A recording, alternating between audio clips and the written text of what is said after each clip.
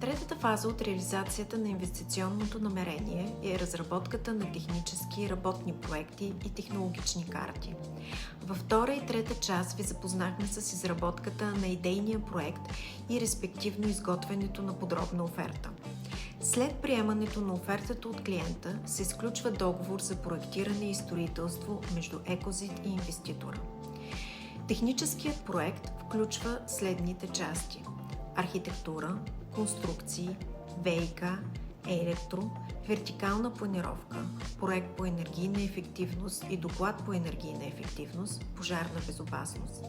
Важно е да се отбележи, че при разработката на техническите проекти е необходимо много доброто познаване на технологията на производство от проектантите, както и особеностите на дървото, когато то се използва и е част от конструкцията.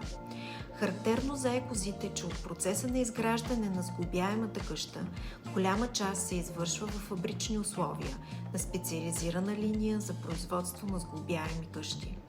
Там се постига максимална степен на завършеност. Това от своя страна изисква прецизна разработка на работни проекти и технологични карти. С работните проекти се разработват всички архитектурни и конструктивни детайли. Те са много важен етап от проектирането, защото оказват начина на производство на отделните елементи, както и монтажа на сградата на обекта. Конструктивният проект, който е разработен на специализиран софтуер за дървени конструкции, чрез директен импорт се вкарва в автоматизираната линия за производство и там се произвеждат всички елементи на сградата.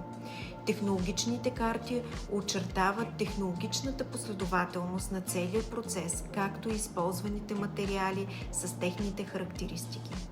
Подробно разработените проекти не дават възможност за импровизации в производството и на обекта, което от своя страна е гаранция за качество.